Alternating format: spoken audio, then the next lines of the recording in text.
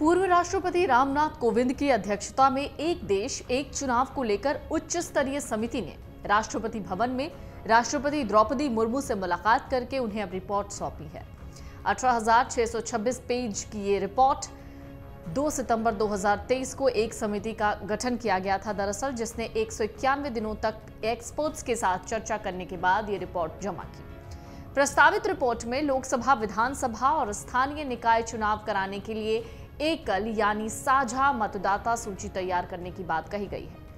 आपको बता दें, अभी लोकसभा और विधानसभा चुनाव के लिए अलग अलग मतदाता सूची तैयार होती है। वही स्थानीय, नगर निकायों और पंचायतों के चुनाव के लिए तो राज्य निर्वाचन आयोग की देखरेख में मतदाता सूची बनती है। इस रिपोर्ट के पहले चरण में लोकसभा और विधानसभा चुनाव के बारे में बताया गया है। दूसरे चरण में नगर पालिकाओं और पंचायतों को लोकसभा अध्यक्ष के साथ इस तरह जोड़ने के लिए कहा गया है कि निकायों के चुनावों को लोकसभा और विधानसभा चुनाव के 100 दिनों के अंदर करा लिया जाए।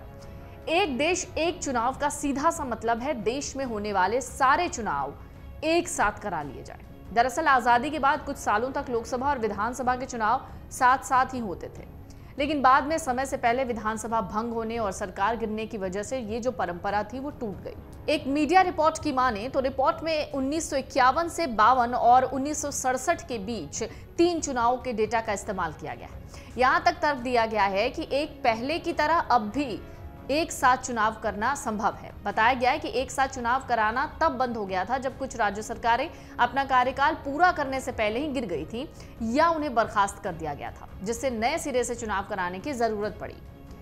एक देश एक चुनाव वाली कोविंद समिति देश में एक साथ चुनाव कराने के लिए संविधान के अंतिम 5 अनुच्छेदों में संशोधन की सिफारिश कर सकती है। प्रस्तावित रिपोर्ट लोकसभा, राज्य विधानसभा और स्थानीय निकाय चुनाव कराने के लिए एक एकल मतदाता सूची पर भी ध्यान केंद्रित करेगी। पिछले सितंबर में गठित समिति को मौजूदा संवैधानिक ढांचे को ध्यान में रखते हुए लोकसभा, राज्य विधानसभाओं, नगर पालिकाओं और पंचायतों के लिए एक साथ चुनाव कराने के लिए संभावनाएं तलाशने और सिफारिशें करने का काम सौंपा गया है।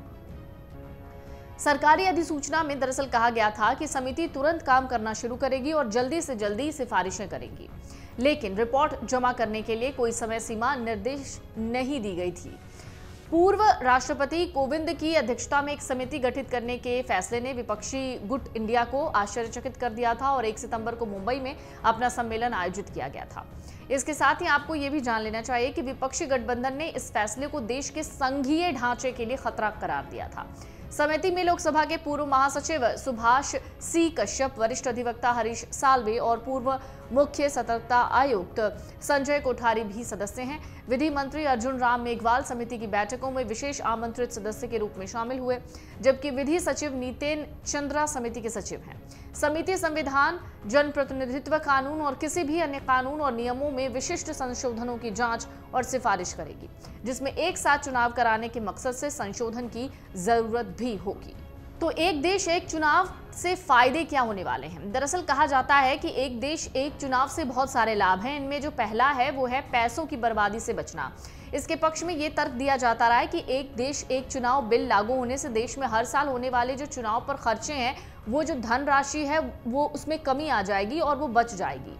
आपको बता दें, 1951 से 52 लोकसभा चुनाव में 11 करोड़ रुपए खर्च हुए थे, जबकि 2019 लोकसभा चुनाव में 60,000 करोड़ रुपए की भारी भरकम राशि खर्च हुई। पीएम मोदी पहले भी कह चुके हैं कि इससे देश के संसाधन बचेंगे और विकास की गति भी धीमी नहीं होगी।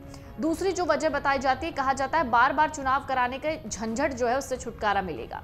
एक देश एक चुनाव के समर्थन के पीछे तर्क ये भी है कि भारत जैसे विशाल देश में हर साल कहीं ना कहीं चुनाव होते हैं। इन चुनावों के आयोजन में पूरी की पूरी स्टेट मशीनरी, संसाधनों का इस्तेमाल होता है, लेकिन ये बिल लागू होने से चुनावों की बार बार की जो तैयारी है उससे छुटकारा मिल जाएगा।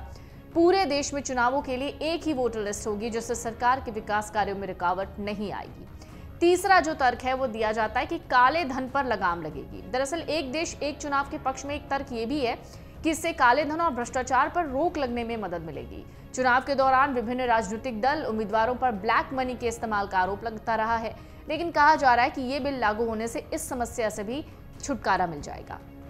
अगर आप ये वीडियो YouTube पर देख रहे हैं तो हमारे चैनल को सब्सक्राइब करें और बेल आइकन को दबाना ना भूलें। अगर आप Facebook पर ये वीडियो देख रहे हैं तो हमारे पेज को लाइक करें।